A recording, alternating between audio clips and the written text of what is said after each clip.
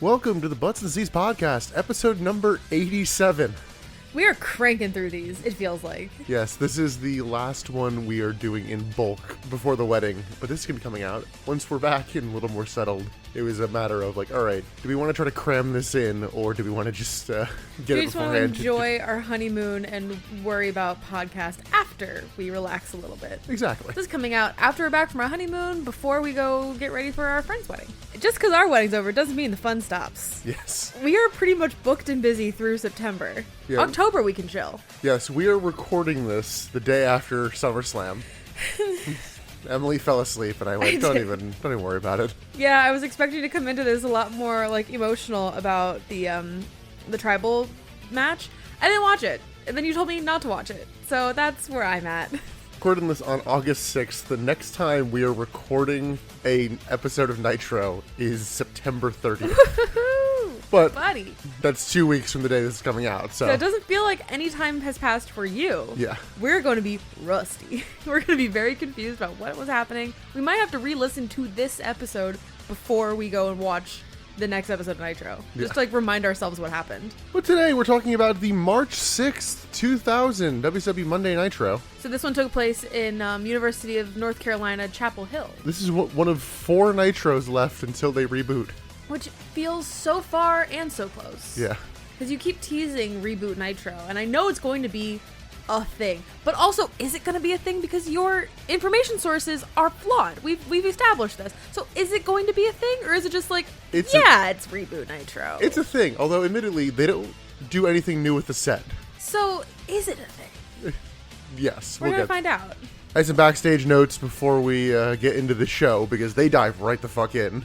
Yes, they do. We don't even have a second to breathe at the beginning here. It was very fast right off the bat. As you mentioned, they are at the University of North Carolina. Chapel Hill, if that matters. I've never been to the university campus, so I don't know. 1 year ago, they did a 16,000 person sellout. How many tickets did they actually sell to this Nitro? Oh, 900. Okay, well, better than that. Okay, 2,000. Yeah, 2,200 paid. Okay. Less than 5,000 in the building. See, okay, I would be pissed if I was one of those 2,200 people. Because, like, if I can see 3,000 motherfuckers behind me that didn't pay a dime and are watching the exact same show I did, I'd be demanding a refund. Like, that's not fair. Yeah. Why am I paying you? For some reason, Sid apparently no-shows Thunder. Yeah, we don't know why. Yeah. On Thunder, they have Rey Mysterio cut a promo. He's back. Yeah, they're like, okay, cool, and you're going to wrestle. He's like, I'm like months away from being cleared. I cannot go wrestle. They're like, what? He's pulling a Dakota Kai. Yeah. Showing up, but not ready to wrestle. Terry Taylor has stepped away from the booking team. Okay. So Kevin Sullivan now pretty much solely in charge. What about Kevin Nash? He's the commissioner. Well, Kevin Nash has been removed from the booking team, apparently. Oh, officially at this point? Yeah. Oh, well, that makes sense. Yeah, Terry Taylor, he stepped away of his own accord. I guess he's got, personal stuff going on. It's one of those where it's like, oh, he'll be back in a little bit. He's just sort some shit out. Does he ever come back? Do you know? He's one of those that just jumps around between companies. So admittedly, I don't know if it comes back to WCW or WWF. But yeah, I'm not. I think he's still working right now. I'm not implying that he doesn't come back to wrestling. I'm just implying that he doesn't come back before this dies. I don't know. Yeah. Put it this way: in 4 weeks, it's not going to matter. I'm so curious and terrified. In something I wish I looked a little more into. Apparently, the Misfits want to sue WCW. Why? Because Vampiro's using their gimmick. It's like, wait, you stopped paying us, but you just kept doing all the Misfit stuff. I mean, I guess. Is he still doing Misfit stuff? It just feels like Vampiro stuff now. I have not associated the Misfits with Vampiro in months. Yeah. I don't know if they win or lose that lawsuit. I would doubt that they win that. I don't think there's enough cause. Maybe they get a couple bucks out of it, but I don't think they win outright. But that's all I have for the backstage stuff. Didn't you say there was something coming up with Buff Bagwell and his contract stuff? I think this might be the Nitro that he just doesn't show up to. Because he's not on this one. He wasn't on this one, yeah. This might be the one where... But he was in the little sentence thingy. That's just an... Is that just a Peacock error? Okay. Because in the description of the episode, it said that he was in a match. And that description is only one sentence. Yeah. So they really fucked up. Yeah. So either that's going to happen next week, or that's like Thunder. Maybe Thunder. Okay. I knew that you said something happened with him, but I couldn't remember the timeline. So let's get into this show. We get the little Nitro graphic and go straight into just Finley choking Vampiro with one hand. Finley wants to kill Vampiro, and I can't figure out why. I don't. Like, they had no existing relationship, as far as I remember, prior to Finley wanting to kill him. But they're also implying that there's, like, a teacher and student relationship where, like, or commentary is implying this. Like, take with a huge grain of salt. But they're implying that, like, Finley is trying to teach Vampiro respect or something, and Vampiro's not taking the lessons, and that's why he's getting beat down. But there is absolutely nothing behind that. And, unless it's on Thunder and we're missing it. Yeah, and Vampiro's now in a cast, and I'm like, I don't know. Yeah, how the fuck did he break his arm? I think it was a Luger thing. I mean, obviously, but when? Broken wrists are just going around. It's contagious. To the point where they will announce a match stipulation revolving around that. That did make me chuckle. We then get the opening pyro, and in the ring is Kaz Hayashi, and joining him is Psychosis and Juventud Guerrera. Commentary refuses to call Psychosis. Mostly Mark Madden. Correct. Mark Madden chooses to call him Psycho, not Psychosis. Which is small, but meaningful. Yeah, I mean, but on his butt, it does say Psycho. Good point. So maybe Mark Madden's just an idiot. Hoovy cuts his Juice promo, and Kaz drop kicks them both and hits a dive onto the floor. So that's the Juice promo? I mean, in general. Okay, because it's pretty bad. It's just his gimmick of and it's being like, a knockoff Rock. I know that he is Hispanic. I know that he's Mexican. Mexican, right? Yes. It feels like he's putting on more of an accent. I've heard him speak before, and he didn't have that heavy of an accent before.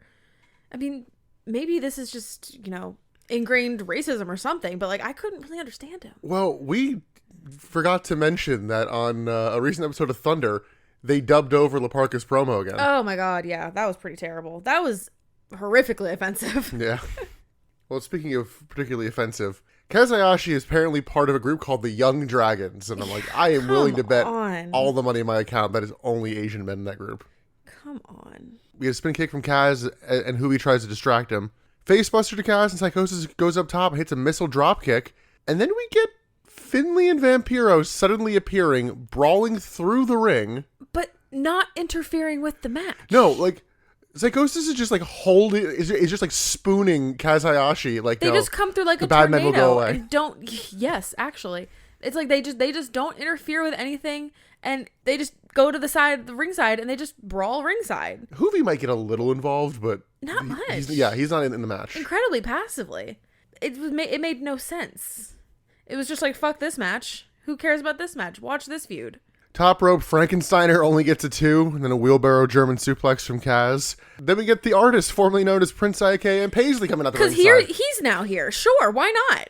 Psychosis counters a Kaz dive with a rough-looking dropkick. Like, it executed well, but it just looked like he got a lot of that. Good for you for continuing to give a shit about this match, because nobody else does. Yeah, diving leg drop to Kaz, but the referee is distracted. The artist hits Psychosis with his title belt really gingerly. Kaz rolls up Psychosis, and this is the finish, and he wins on a delayed count because the referee is still being distracted, doesn't realize that this ending spot's happening. With the amount that they love to ring the goddamn bell, why didn't they, DQ this match? The referee needs to call for the DQ, not the... But still, they love ringing the bell.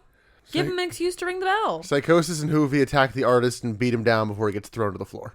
And that pretty much ends the segment. I enjoyed this match despite the show actively trying to ruin that.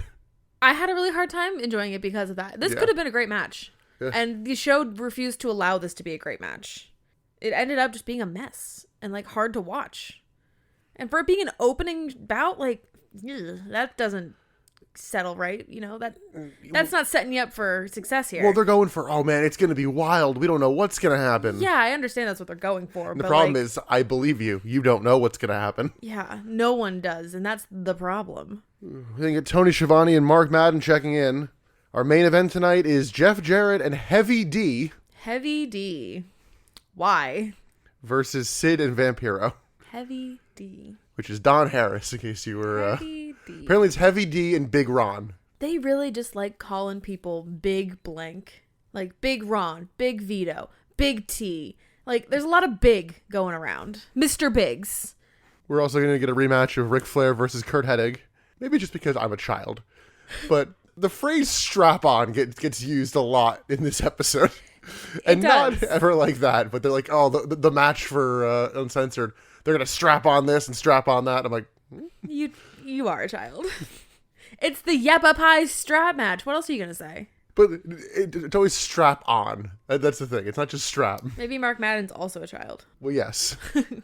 I need to find a clip of Tony Schiavone talking about Mark Madden because I need to know. I'm sure he's done some sort of interview or a podcast or something. Tony throws to the back, and the fight between Finlay and Vampiro is being broken up. He's just like continuing to try to murder Vampiro, and I still don't know why. But Vampiro is viscerally upset. Like, understandably so. Why is he so angry at you? The NWO see this and think it'll be an easy night. They're sitting in like a void. They are sitting. I don't know what, like, if it's just like the drapes and or the camera causing this, I think but like it's the drapes. But like, there's a couch and there's just darkness behind them. I'm wondering if their green room at this arena is like very themed or something. Like it has a lot of pictures of past performers or something, which is not uncommon. So they just put up a bunch of pipe and drape to kind of make it like, default. Gene interviews the Mamalukes, who are called that, and immediately jump into the hey. They're Italian. I don't know if you're aware of this. They come out with the Italian hands on the ramp. I love it. They say they're going to beat the Harris Boys at Uncensored. Johnny the Bull has a couple lines about his cheese sandwich. There will be no cheese sandwiches till they take down the Harris Boys. He had one in his hand and like threw it. He threw it away. What I the don't fuck want was it. that sandwich though? That looked like the butts of bread. That didn't look like good sandwich. See, that's the real reason. He knows they aren't going grocery shopping until after Uncensored. It's like I'm running out of bread, guys. No cheese sandwiches. Vampiro throws a tantrum backstage, just flipping things over. Just having a strop. I mean, I don't blame him. If he doesn't know why Finlay hates him, like, I would also be quite frustrated. This doesn't really play into anything. No! And that's what drives me fucking crazy. Like, he has all these storylines going on, but this one seems to be the most physical and doesn't play into anything. Also, he wrestles later, and the fact that he's in a cast barely comes up. Yeah! What? Let's go to Ricky Rackman at Duke over the weekend. Duke. He throws to a video package of all the fun they had this past weekend, including, all right, call me stingy, but in the video package ends with like, we donated $3,000 to this children's hospital. I'm like, I don't know. Inflation, you're a multi-million-dollar company. Not really anymore, are they? They managed to lose like $64 million this year. Yeah, they're also. You need some write-offs. That's true, and they are giving away trips to college kids that cost more than $3,000. Yeah. So maybe give some money to the children's hospital more than that, but like it was a little stingy. But like, maybe inflation. I don't know. I think even then, but I mean, like look, you did a good thing. You donated, but it just like the amount. I'm like, yeah, okay. I know how much you spent on Kiss. Exactly, but it is kind of comforting and also disturbing to know that campus parties have not changed in 23 years. Because those inflatables that they had at Duke, we had the exact same ones. We had the same ones at our university. We have the ones that I work at now. Like, it's the same shit. Nothing has changed in 23 years. It's a little sad. Especially because Duke is a massive university. Spending all their money on basketball. Yeah, well, yeah, they should. Then get the Harris brothers coming out to the ring, and Tony is thoroughly confused. What's happening? Like, oh, it's a one-on-one match. Yeah, why was Tony confused? I don't know. That's concerning if Tony's confused. Well, especially because then during the Mamalukes promo, Big Vito's like, I'm like, hey, I'm going to face one of you tonight. That's true. And it did end up being a one-on-one match, but they came out with both of their factions, so it's like, is it really a one-on-one match? It was Ron versus Big Vito. Yes. Yeah. Big Ron versus Big Vito. Yeah. Can we stop saying big? Good Lord. Think of another word. Vito gets attacked, getting in the ring, but regains control almost immediately. Hits a Paisan plant. Like, oh, that's it? But the referee is distracted. The Harris Boys then do twin magic. So at this point, I looked down to check my notes, just like verify who was in this match. I look up, the match is over. Yeah. Don has a chain around his hand, knocks Vito out for the win. I didn't see twin magic. I didn't see the chain. This match went all of maybe 30 seconds. Except Swerve, the referee, is raising the Harris Boys' hands and then sees the replay. And it's like, no, never mind. Vito wins. So they really just choose to bring out that reasoning whenever they want to. Yeah. Because like that can be used for every fucking match. And we have a lot of them. But they just don't bring it out for all of those. Bring that out. This one, why? Bring that out in the Roman Reigns era. Oh, God. No. So the Mamalukes win, but the Harris Boys then come back in the ring, beat down the Mamalukes, including handcuffing Vito and H-bomb Johnny the Bull and Disco. including a really big one on Johnny the Bull. It looked really good. It did. It got a lot of height. And this is where we get our theme of the night. Oh my god. And this isn't even a new theme. This happened last week too. But we hoped it was a one-off. Yeah. They just... anything happens, just ring the bell endlessly. Incessantly. Like, are you trying to wake the crowd up? Maybe. Like, you likened it to the whistle guy from ECW. Yes. Bill Alfonso. It is... I don't know which one's worse at this point. I really don't. Because you only get it in, like, 1 or 2 matches. With Bill Alfonso, you're right. Yeah. This is with, like, every match. But we did the same thing we did for Bill Alfonso with the bell. We had to fucking mute the show. Yeah. It was impossible to, like, see what was happening and understand what was happening with the bell going. So we had to mute it. The Harris boys end up pushing a cop and then bail to the back. But that's enough to get them both arrested for, like, assaulting a cop? Yeah. Yeah, sure. We see a clip from Thunder. Crowbar got absolutely murdered. Yeah. He got chokeslammed from the apron through the announce table. By the wall. Yes. So this is becoming the wall's signature thing where he just kills people. Love that. Today is David's 21st birthday. Happy birthday. David Flair is going to avenge Crowbar. They're talking like, I didn't know him well. I'm like, wait. Did they say that? Like, David's cutting his promo and is talking about Crowbar in the past tense. It's like, yeah, I only knew him a short time. And I'm like, what? He's not actually dead, guys. Daphne has flowers. I'm like, oh, God. But Daphne's also wearing a shirt that says, David is legal. Yeah. Like, babe, he's been legal for 2 years. That's not what that means. So David's going to avenge Crowbar. We'll see how that goes. This is where the Harris boys end up getting arrested. And I'm like, I think only one pushed the cop. I don't think... I know they're twins, but you don't have to arrest both of them. They're twins. You can't tell them apart. Even though I can. Very obvious. Jeff Jarrett's very upset about this. Well, yeah, this kind of screws him for the rest of the night. Because the only 2 guys that are in the quote-unquote NWO are now gone. And one of them was supposed to be his tag partner later in the night. So the NWO was nothing tonight. And Jeff Jarrett doesn't have a tag partner. You don't need to say the word tonight for that. You can just say the NWO. The NWO is nothing. Yeah. It's going great. Relaunch is going... Such a joke. Does the NWO 2000 make it through reboot Nitro? Wow, so we only have 4 more weeks of NWO. Yep. Damn. Ooh, I like that. Until WWE. I like that. I'll take that. Let's go to our next match. It's David Flair with Daphne versus The Wall. For some reason, The Wall comes out like all smiles. Because he knows what he's about to do. The Wall starts beating down David and then grabs a table real quick. Happy birthday, have a table. He then stacks a second table at ringside. Happy birthday, have another. We were debating. It's like, all right, he who sets it up goes through it, but do they not trust David Flair to set up these tables? I think this is the one-off case where he who sets it up gets what he wants and puts his opponent through those tables. Daphne distracts the Wall, so David hits a crowbar shot to the Wall's back and then goes up to the turnbuckle to celebrate. And I was like, oh no. He goes up to the one turnbuckle that gives him in the perfect position to be slammed through tables. Like, yep. David, you have 3 other turnbuckles to celebrate on. What are you doing? Because he also had to like pass one to go do it. So the Wall chokeslams him through the stacked tables. And the referee is like, he's dead. Immediately call this match is over. And Daphne just starts wailing like he actually died, and like everyone's treating this as if the man is just no more bones. He is just jello now. It is no longer a bones day. He is dead. Yeah, Kurt Hennig, Terry Funk, and Arn Anderson all come down to the ring and they're like, "Where's Rick? He should be here for his son." So they like Arn is especially so Terry Funk and Kurt Hennig, bless them, they do actually go to David's side and like make sure he's okay. But Arn is just like angry, like, where's his father? Like, help the kid. Hands on hips. Yeah. He is WCW dad, and he is tired of your shit. They go to commercial and then come back, and David is just dead. He's stretchered out. Oh my god, they have him so strapped up on that stretcher. Like, medical tape everywhere. You would honestly think this kid was in, like, a 50-car pileup. Like, it's intense. It doesn't need to be that intense. You went through 2 plywood tables. Like, you're fine. And the top one of which we could tell was a little more gimmicked because... yeah, there was no metal on that table. It looks like he might be staying off TV for a little while. But, oh, really? He does wrestle on the live event tour 4 days after this.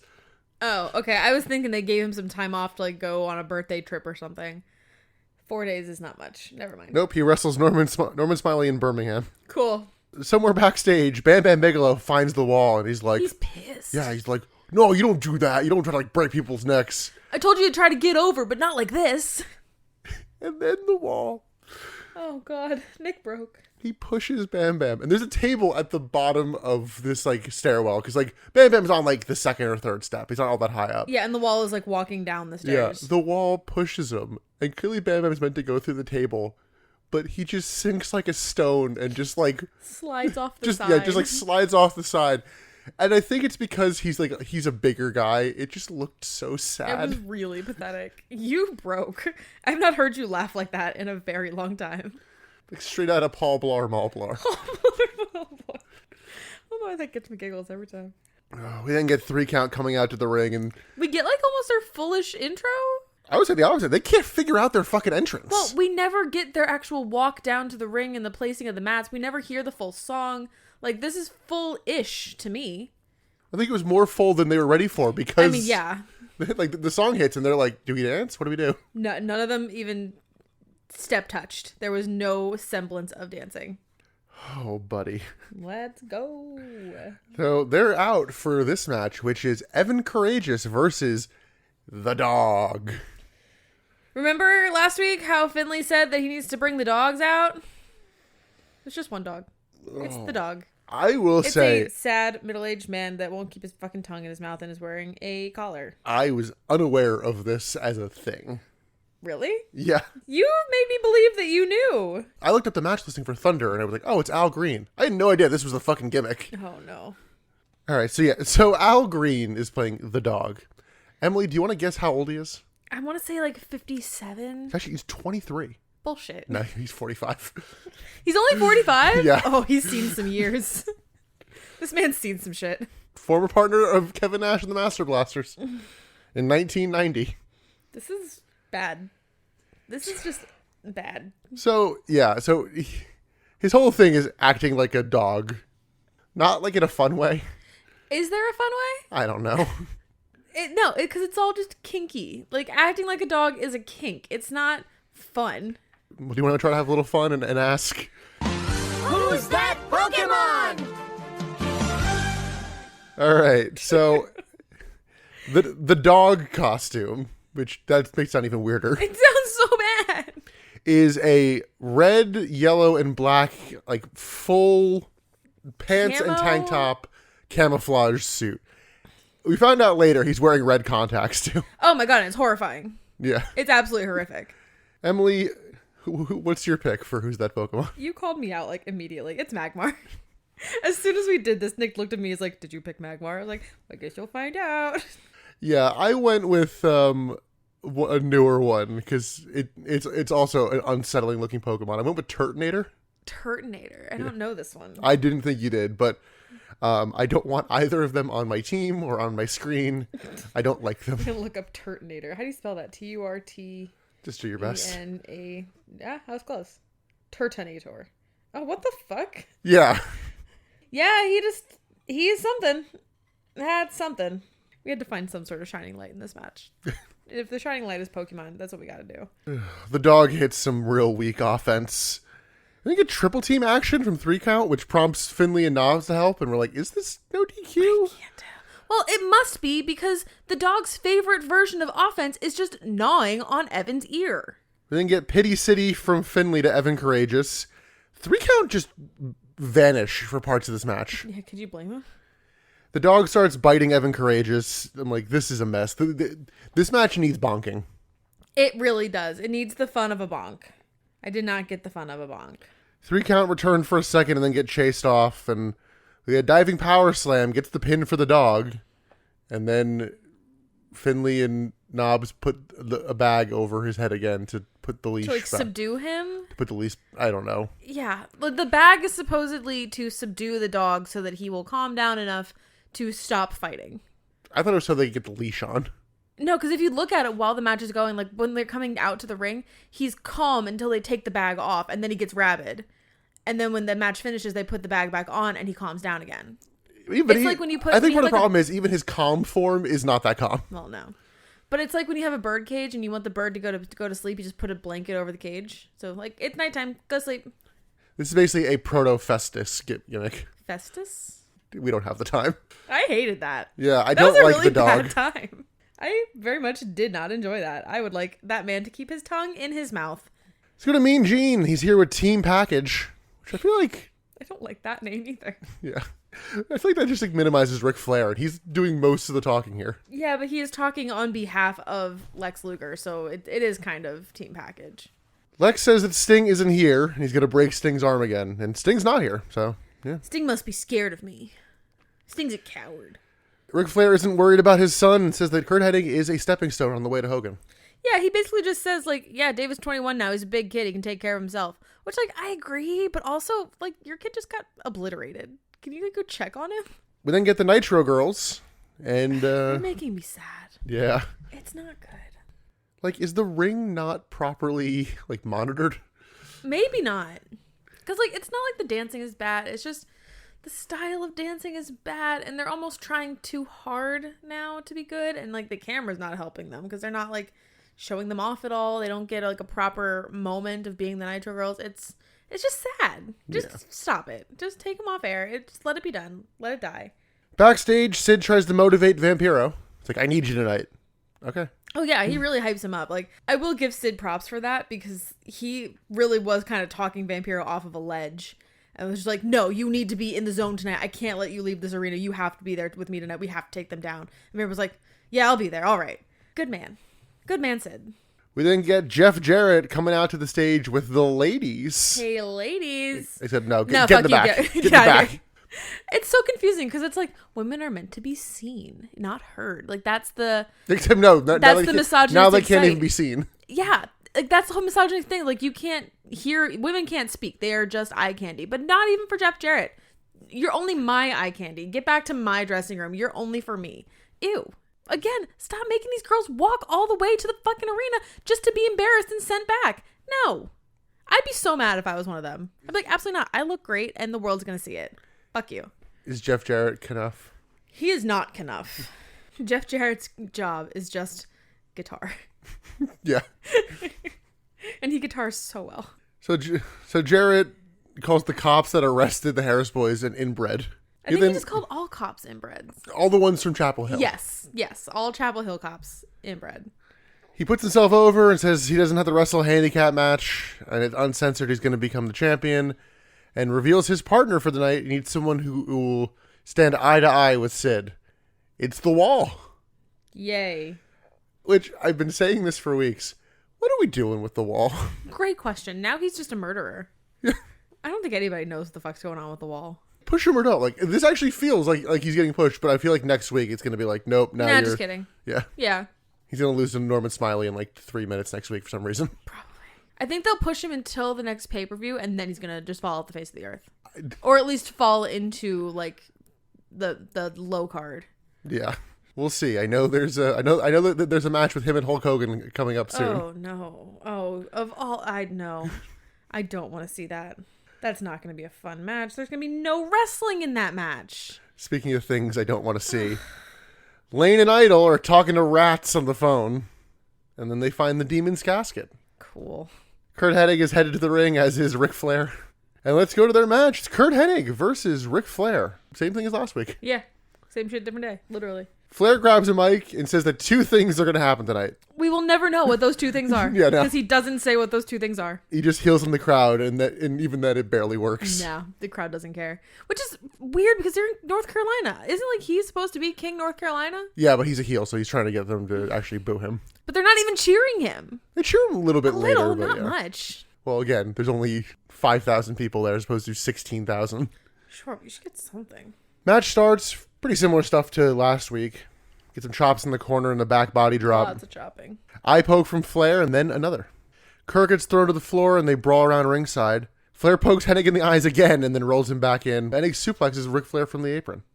Very sneaky low blow from Flair to the point where you didn't even see it. No, the camera didn't even catch it. Flair starts working over Hennig's legs and they head back to the outside, but Flair stays on offense, just continually working over the knees. This prompts Flair to lock in the figure 4, and that actually gets like a decent pop from the crowd. That did get a pop. I'll give you that. They're in it for a while, and Hennig manages to reverse the pressure and then gets Ric Flair in a really weak-looking backslide. Oh, it was really pathetic. Flair goes up top, but like before he even has his foot on the first turnbuckle, Hennig's already standing up. I'm like, bud. Yeah, where do you think you're going? We then get Lex Luger running out to the ring to interfere, but Kurt Hennig continually fights him off and then hits Ric Flair with the Hennigplex and just pins Ric Flair. Yeah, where the fuck did Lex come from? He just ran from the back. Again, like the camera's not showing that, so he just appears as if from nowhere, out from under the ring. Post-match, Luger hits Hennig with a baseball bat and Flair whips Hennig with the Yapapi strap. This is another one that we had to mute because the bell is just ringing. Arn Anderson comes out, but he does let Lex Luger just break Hennig's wrist. He very much just watches that happen. Yeah, I think he was supposed to come out after that happened. I think he fucked up his timing a little. Yeah. He then confronts Flair, and Lex Luger sneaks behind Arn with the bat, and Rick gives a little, like a little shake of the head, like, no, don't hit Arn. He's a made man. You can't. Arn is such a fucking dad. He just like has hands on the hips over Kurt, like, now young man, what are you doing? He's like standing over Kurt's body. Like, what did we talk about? You're grounded. God, Kurt got hit hard with the baseball bat at one point. He did. So Team Package leaves as Arn stays with Hennig staring down Ric Flair. This was a good match. Nothing too special. Yeah, it was fine. I would have liked it more if they didn't just do it last week. True. They're like, oh, that was good and that worked last week. Let's do it again. Having Ric Flair lose clean was kind of weird. But also kind of nice. Well, you're setting him up to face Hulk Hogan in the pay-per-view. You should have him looking strong. Or sow seeds of doubt that maybe he's not as strong as you think he is. Once again, we might be writing more than the writers are writing. Well, yeah, he definitely, you need that for underdog Hulk Hogan. Yeah, of course. He is an underdog, Nick. He hasn't been here. He's out of shape. He doesn't know. Backstage, Lane and Idol weld the Demon's casket shut. Yeah, they have like a soldering gun, and they're like trying to like weld solder it shut. So the Demon attacks them from behind. This is fucking embarrassing. And then Lane and Idol get it together and start kicking the shit out of the Demon. It's like, wow, you fucking jabroni. You put it really well when we were watching this. You're like, so you took his house, and then you beat him up. Yeah. What a geek. It was just sad. Like, tell me you're burying the demon without telling me you're burying the demon. Like, this guy is nothing to you. I keep thinking they can't drop him more. And then they do. They just keep finding ways. Oh, this poor man. I'm ready for Jimmy Hart to start washing the makeup off him. Like he did the fucking Renegade. It's like, oh.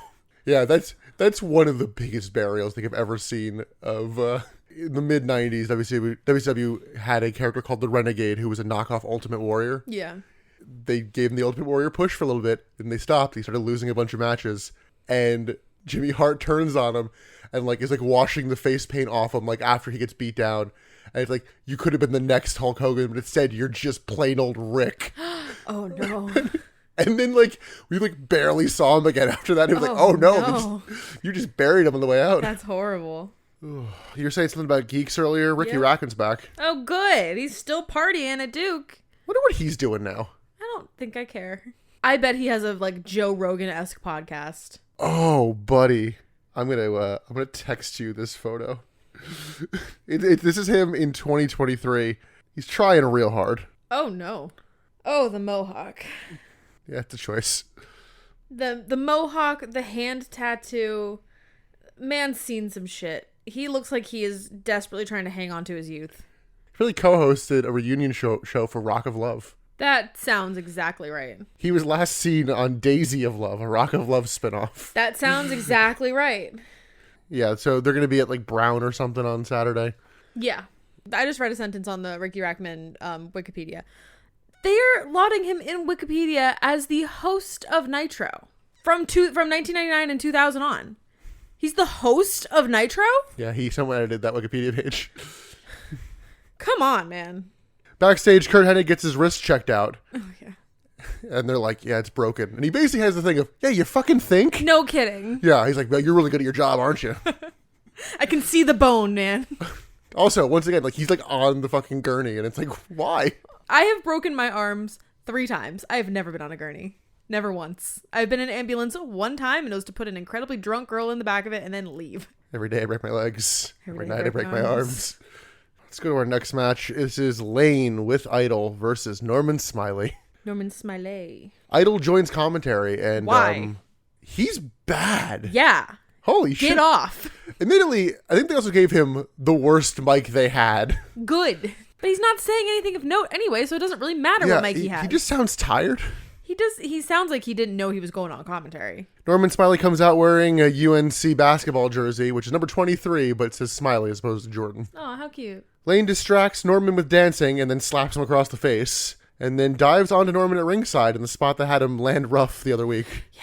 On commentary, we have Mark Madden asking Lodi what a rat is, and asking him if he's like some sort of exterminator in the area. Yeah. Tony Schiavone's like, can we fucking not? Can we talk about anything else? Mark Madden's like, no, I want to continue on this rat storyline. Tell me about these rats. You're the two worst people on commentary. I'm picturing a car ride of Tony Schiavone, Arn Anderson, and a bunch of like children. Just like, yeah, a bunch of children acting up and just like that, like, we'll turn this car around. Turn this car around. I feel like all Arn does is just like adjust the mirror, just looks at them. Yeah.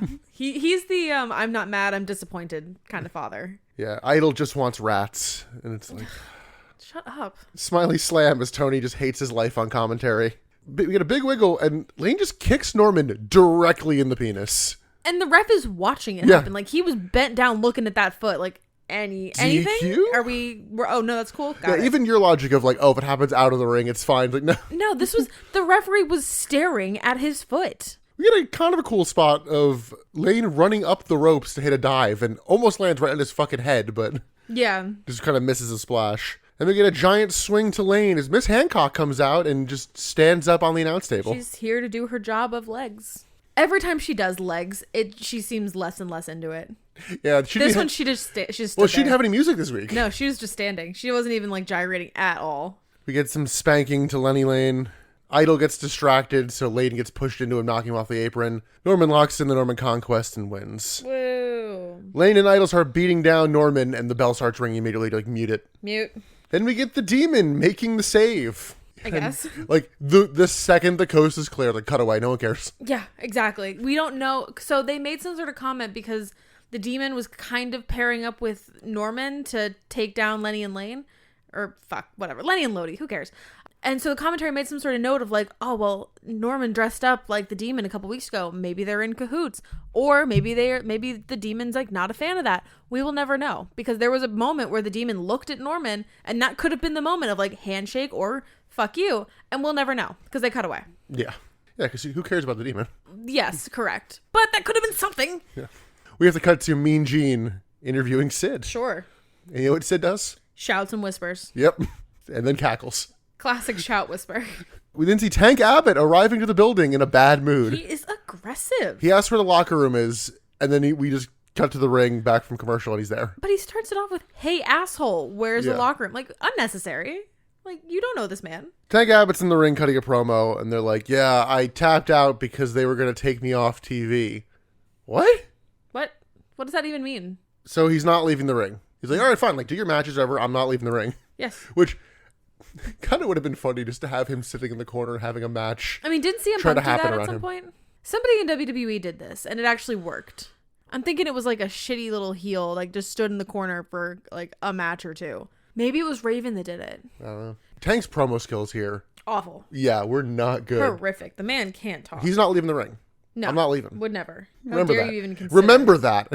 How dare you? La Parka then comes out. He tries to hit Tank with his chair and then just gets knocked out. We then get a bunch of security coming out to the ring. And then we hear Meng's music. And we're like, oh shit, okay. They kind of like half set this up the other week. JJ Dillon tells Meng that if Meng gets in the ring, he's going to be suspended for 60 days without pay. So that's why Meng didn't get in the ring? Yes. Oh, that's so stupid. I'm like, why? Why? But also, Tank just gets out of the ring and walks to the back after this. He just leaves. Yeah. Why? Your whole thing was you're not leaving the ring, and you left the ring immediately. What? Yeah, and I don't get why JJ Dillon won't let Meng fight him. Yeah, I don't know. That didn't make any sense. It's fucking stupid. Like, are you afraid that they'll injure each other? I guess. Okay, and? What the fuck? Stupid. Angry. Yep, so Tank just... I think I even said, like, watch Tank just not be in the ring by the end of the segment. Yeah, you called that. Yep, Tank just kind of, like, gets out of the ring and, like, peeks, like, hey, what's going on? And then just, like, well, I left, so I guess I have to leave now. I didn't expect to watch him leave the ring. I thought it was going to be like you, where they cut to commercial and we cut back and something else is already happening in the ring and he's gone. I didn't expect to watch him walk out. And then we get the Nitro Girls. Yay! They'll save the day. No, you know what will save the day? Oh my god. Time travel, baby. Hulk Hogan's here, brother, with the Yapapi strap. Another classic 80s promo. I'm just going to play it. Something maniacs. First things first. I want to let Dr. Proper know. I want to let Dr. Unger know and Dr. Hughes know that the release forms have been signed. You guys are not responsible for the last couple fractures in the forearm, brother. The main priority in the Yapapi Indian strap match is to have flexibility of the wrist that you're strapped to your opponent with, brother. Because in the Yapapi Indian strap match, when you're in the four corners of the battle zone, the main priority is to get the body in the proper position for the strapation dudes. When I get Ric Flair right where I want him, when I get him out of wind, sucking air, sweating from head to toe, I will call to the Strapmaster Jimmy Hart on ringside. And I will say, Jimmy Hart at ringside, give me Yapapi Indian punishment strap number 1. As I strap your body, Ric Flair, as you scream to the heavens for mercy, as I see your skin start to bubble off your body, you will drop to your knees and you will say, please, Mr. Hogan, please, I can't take it anymore. Please, I'm sorry I crossed the line. And as I hear you beg for mercy, Ric Flair, that's when I'll call to the Strapmaster Jimmy Hart for Yapapi Indian strappage number 2. That's when the heavier belt will come out. That's when I will strap your skin and the flesh will bubble. That's when the flesh will start to peel from your hide. And as I see the raw pink meat on your back, brother, I'm gonna take it to another level. I will transform from Hulk to Hollywood. I will double strap you with both fists, and you will scream to the heavens, please, Hollywood, don't hurt me anymore, and I will never stop. The thing that kills me is he starts these promos in a full profile to the camera. Like, we're looking at his shoulder. Yeah. And he's just very intense. But then he turns to the camera because he knows the camera's there. It's not like he's talking. He's not, like, inner monologuing. This is meant to be directed at the camera. Well, did your brain break during this? Because you were like, how did he get the one strap last week? He has 2 straps this week. I don't know where these straps are coming from. What is happening? The cadence of these promos, it's just so 80s. Yeah, it's so intense for a feud that doesn't deserve it. It's for a feud that doesn't exist. This feud is nothing. This is a made-up feud. And Jimmy Hart has a new made-up job. Wait, what's Jimmy Hart's job? The Strapmaster. Oh, I missed that. Oh, God. The thing with Hulk Hogan promos, especially in this cadence, it's easy to tune out the words he's saying and just listen to the He's counting rhythm. on you doing that. Obviously. And it's working, unfortunately. It's like, as the skin bubbles, and I'm like, what? Yeah, and even this week, you were like, damn, that is erotic. Like, Yeah. I said it last week. Yeah, and the fact that the word strap comes up so much, too, that it's like, oh. Okay, that's a you problem. I forget where it happens, but Mark Madden tries to talk about, like, oh, the reason why this is a Yapapi strap match is because that's how this one tribe, like, settles disputes. Yeah, so I don't know if the Yapapi tribe actually exists. I haven't looked it up. But he implied that the Yapapi Indian tribe, or the Yapapi Native American tribe. Well, that's the thing. Tony Schiavone is like, oh, I didn't know you knew so much about Native American history. And he goes, oh, yeah, the Yapapi Indians. It's like, like buddy. But he implies that the Yapapi people will finish they will settle their feuds with strap matches, cage matches, and like they're just a wrestling tribe apparently. Like, I don't think that they're real. Are they real? We'll have to look into this because the Yavapai. Oh, the Yavapai is real. I don't know, man. You know, I don't know my Native American tribes. You know, for some reason, on the Yavapai Wikipedia page, under the pop culture tab, this match does not come up. What? Is this how they settle feuds, though? I don't know. The Yavapai. I would not be surprised if they just misspoke and fucked it up. Or were they gonna do Yavapai, and someone from legal was like, hey, maybe fucking don't. We don't need that coming after us. Or Hogan just did a whole promo on it, and then it's like, well... He misspoke and he's not going to do the promo again, so I guess we got to go with it. Yeah. Oh, God. So, by the way, that's going to main event Uncensored. Yikes. Yeah. Big yikes. Is it though? Because I feel like in the last couple of pay-per-views we watched, the main event has not been what was actually advertised. This is. Yeah. Okay. People keep getting injured or kicked off TV, and like Yes. it keeps happening. So Let's go to our next match, which I wrote down is Kidman with Tori versus Stevie Ray with Jay Biggs, but that's only half accurate I don't even know. because that's how the match started. Yeah, that's what the match was billed as. And then we get Big T and Cassius coming out. Cassius is insanely massive. Yeah. This man can't put his arms down. He is that big. Like, if his nose itches, the man's fucked. He makes 4x4 look like a normal ass guy. Are they the same people? I thought the other one was 4x4. Nope, they're the same. Son of a bitch. What's the other one? I thought he was somebody else. Big T? Yeah, I thought he was somebody else. Ahmed Johnson in okay. WWF. Damn it. Of all the people to pick, you picked the one name that's literally the same guy. I'm not even going to redo that. You can leave it in. I was kind of sorry. None of these names mean anything. These are all stupid names. Kidman comes out wearing pants. I didn't like this. I did. And Mark Madden, don't like to give him credit, but he agrees with me. I have said from the beginning that Billy Kidman looks like John Cusack. I have said it from the beginning. I said this. Mark Madden agrees with me. Wait, so if someone ends up making that Slap Anything movie poster, should it be Kidman on the front and supposed to Jeff Jarrett? Absolutely should. Who's the woman in Say Anything? Oh, I don't remember. I was going to say. It's probably Molly Ringwald. She was in all of them. Ione Sky? I don't know. Does not matter. But I felt very justified in that moment. It's like, I'm right. So Kidman has a mic and is like, wait, I figured this was going to happen, so meet my partner. One, they treat this like it's a big reveal. He's been teaming with Booker like a bunch on Thunder. On Thunder? Yeah. Oh, okay.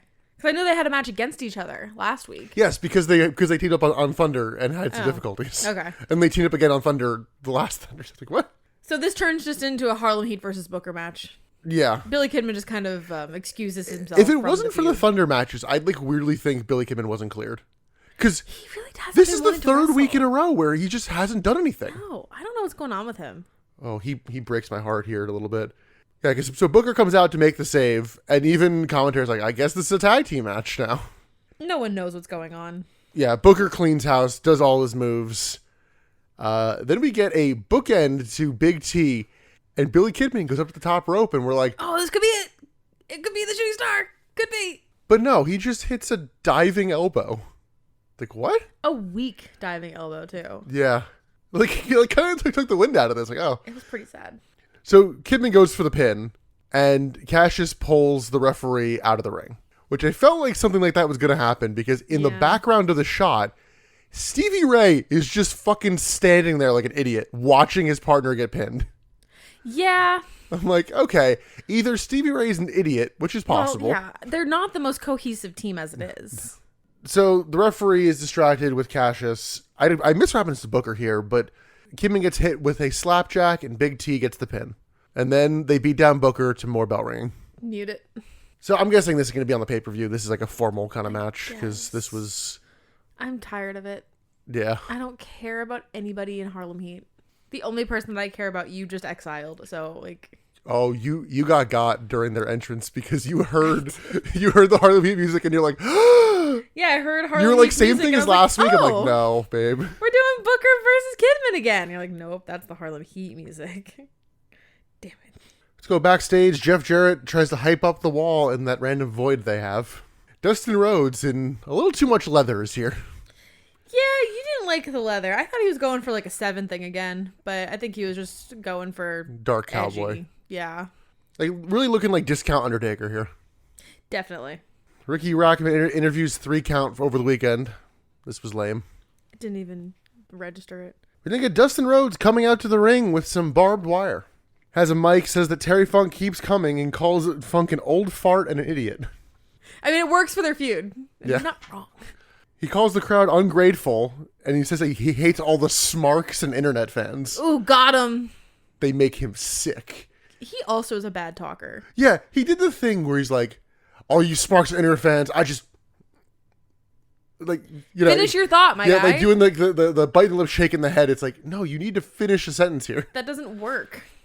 So here's the barbed wire to make Terry Funk bleed, but he's like, no, I won't do it for you people here. I'll do it any other week. Like, oh, cool. Thanks. Okay, bye. But just kidding, because Terry Funk comes out and is like, no, we're going to do it not tomorrow, not next week, not next pay-per-view, tonight. Yes, he also has a trash bag. He calls I could Dustin. have sworn that trash bag was moving on its own accord. No, I thought he was there just swinging it. the way that it was moving, I thought there was a snake in it. I really thought he was going to do some Jake Roberts shit. He really telegraphed this because Oh my God. he calls Dustin a chicken choking peckerhead. Then he has a foghorn leghorn impression. Then gets in the ring. And through all this, he's like really shitting on Dusty Rhodes too. He is. But he gets in the ring and says that he has his illegitimate little brother in this bag. And I was like, Cody? I'm like, finish the story. But it's just the chicken. It's a raw chicken in a yeah. diaper. Yes. Why? Because Dustin Rhodes is chicken. Chicken shit. Dustin just throws pocket sand at Terry Funk. Bleh. Beats him down, including multiple pile drivers. This has no effect because Funk hits a low blow and then scoop slams Dustin Rhodes into the barbed wire. I'm amazed that you did not make a Pokemon joke there. Whenever you say no effect. Well, it was one of those things where he sold it for a second, but then got up immediately. It was like, oh. Yeah, true. No, this is more 2K where you have that like one you can kip up once per match. You're just like, okay, no, I'm good now. Yeah. So Funk also wraps Rhodes in the barbed wire, and Rhodes runs to the back. Like a chicken shit. Yeah, He's right. Yeah, This was lame. Yeah, this wasn't cool. Terry Funk, is already an old man. And it can come off uncool because of that. And then he just like picks up the raw chicken and starts swinging it over his head, and like chicken juice is flying everywhere. It like slips out of his hand too. Nasty. I kind of would have loved if he would have just yeeted the chicken into the crowd. Oh no, disgusting. Talk about salmonella. That match is set for Uncensored, but I don't think it has a stipulation yet. It will. It'll have a gimmick or something. Well, they flat out said last week that it was going to, but they're like, oh, we haven't sorted out what that's going to be. Oh, true. That was this match. We're almost there, babe. Backstage, all the main event players head towards the ring for Jeff Jarrett and The Wall versus Sid Vicious and Vampiro. And the ladies actually come down to the ring with Jeff Jarrett. Hey, ladies. Like all the way into the ring. They make it into the ring. And then Jeff Jarrett grabs a mic and he's like, get in the back. But he kind of like fakes it for a little while because he's like, okay, well, when Vampiro comes out here, you got to distract him and do something extra for me, right? And they're like, okay, yeah, whatever. He's like, nah, just kidding. Get back. Yeah. Like, what? I turned to you and I'm like, the women are just toys for Jeff Jarrett to take away. It's gross. And it's also not effective. I don't know what he wants us to think of him with these women. I don't know, but it is kind of weird that he came from WWF where he did a whole like misogynist gimmick. And then when he came to WCW, it was like, yeah, we don't do that here. And then I was dived right back into hating women again. Hey, you know what? Do what you know. After all this, Tony Schiavone announces that the Sting and Lex Luger match at Uncensored is going to be a lumberjack cast match. So everybody that has a cast is going to be the lumberjacks. Yes, everybody who got their wrist broken by Lex Luger is a lumberjack. Like, that doesn't seem like a good idea for lumberjacks because they're all down an arm. I really bet $1 that by the pay-per-view, this is just a standard lumberjack match, and they bail on that part of it. Yeah, you're probably right. That's such a weird stipulation for a lumberjack match. Yeah. Like, they're all injured. Why? So Sid and Vampiro get to the ring. All four men start brawling. Sid beats the wall around ringside and tags Vampiro in the ring. And then we get Vampiro getting worked over for a good little bit. Backbreaker to Vampiro and then a big boot. We get a Jarrett sucks chant that they actually leave and it's not allowed muted. it to go, yeah. Which I think kind of confirms my theory from last week of like, they are just afraid of chance. This one, they took a chance and realized that like, oh, this isn't shitting on us as a company. This one's fine. They took a chance on the chance. Exactly. Jarrett tags in and works over Vampiro as the crowd chants for Sid. Like, yeah, still kind of a hot crowd. Kinda. Uranagi to Jeff Jarrett, and Vampiro tags in Sid, hits a backbreaker and a leg drop to Jarrett. Also mentions hit a chokeslam, but the wall breaks up the pin. Weird closing spot here of Vampiro hits a diving spin kick to the wall, and then immediately goes back up, and the wall gets up and pushes him off the top rope. Like, yeah. What? Jarrett gets thrown to the floor and grabs his guitar. Sid and the wall try to chokeslam each other, so Jarrett hits Sid across the back with a guitar. The wall hits a chokeslam, and the referee, like, not even looking at the pin, is just like, 3, that's fine. You pinned him. I'm not. On top of the fucking, like, broken guitar. Yeah, that's what kills me, is like, you know that this broken piece of this guitar came from somewhere. Jarrett celebrates with both belts as we go off the air. Woo! Yeah, this was What a Nitro for us to not watch Nitro for a month and a half again. Yeah. This match, like, it wasn't technically bad, but, like, this is what you're leaving everybody with for the next week. It's Just a like, bad taste in everyone's mouth. Like, Yeah. this is not what people came here to see. They did not want Sid to lose the belt. well, Come on. Well, Sid's still a champion. Jarrett was holding up Sid's belt. Yeah, because he's facing him at Uncensored. Oh, okay. It's just, I I'm thought gonna it win was for this. the belt. No, it's just, I'm gonna win this. Oh, okay. But yeah, no, it's just like, didn't really put a lot of heat on Jarrett and didn't get anybody excited. So it's just like, oh, okay, well, cool. It didn't put heat on anyone, and it didn't put anyone over. So what was the point? Well, in terms of putting somebody over, I mean, they said like this is the third time that Jarrett's beat Sid Vicious. I mean, I guess. But I have no faith that he's going to do it when it Cleanly. matters. Yeah. Because I don't think they've been clean wins. Oh, no. Hell Yeah, no. so no. But he's a heel, so heels I totally... don't care. If you're gonna laud that you've beaten him X number of times, then like do it for real. That's what heels do. They just say, I beat him 3 times, and they ignore the asterisk on that. The truth. Yeah. Yeah, that's it for this Nitro, though. What a show. Better than 2 weeks ago. Yes. Not as good as last Not week. as good as last week. Ratings were up. I think just because Because last week was good. Yeah. I think ratings are down next week. So Yeah, shocker. it's funny. I don't know whether we're going to be super lost in a month and a half when we watch this again, or is it just so much of nothing is going on that it'll just be, all right, That it's we'll fine. be fine just Yeah. tuning right back in. Probably that one. I'm going to listen to this episode after you edit it. I'm going to listen to it right before we record again, but we'll see. Before we get into our usual ending stuff, I want to plug again that our Patreon is up. Woo! We don't know, at this time, we have no idea how well it's doing. Yeah, it's up for you in the listening timeline. It is not up for us in the recording Yeah, timeline. we still have to edit. Yeah, we got stuff to do. And around the time this comes out, we should have a fourth kind of review up We there of should. something. We're not sure what it's going to be yet, It but might be Legends House Part 2. It might be something entirely different. Who knows? only one way to find out. You gotta subscribe. Yeah, or check out Twitter, where we'll Or check probably our tell Twitter. you what's going on there too. Yeah, that's Sorry, our X. Ah, fuck. Or our threads, or our Instagram, or our Facebook. If you want to know what's going on, X marks the spot. Ew. No, don't give Elon Musk that. Ew. But until we do another one of these in like 2 months, Emily, let's go to best bit, worst bit, and MVP. So I think I'm going to defect to you for best bit first, because I still don't have one. Not for the right reasons. My best bit's the Yapapi strap. Really? promo. Oh, It's fucking no. dumb. I got some enjoyment out of it. Oh, that is not gonna be mine. I debated doing Psychosis versus Kaz, but That was such a mess, though. yeah, the fact that the show doesn't want me to enjoy that, I'm like, fine, I won't.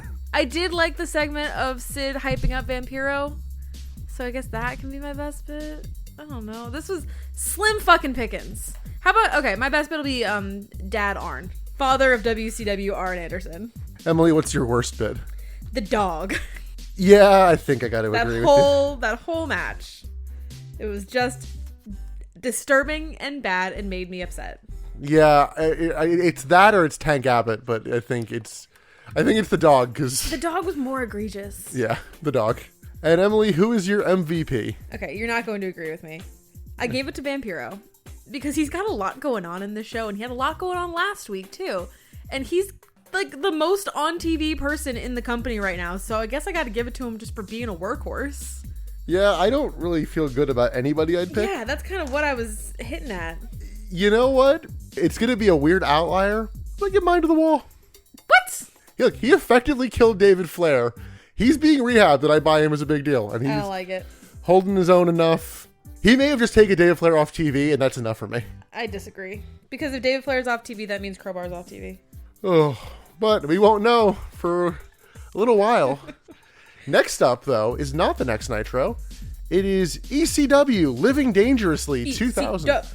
We are in the final 12 months of pay-per-views for ECW, so we're going to do a little more of those now.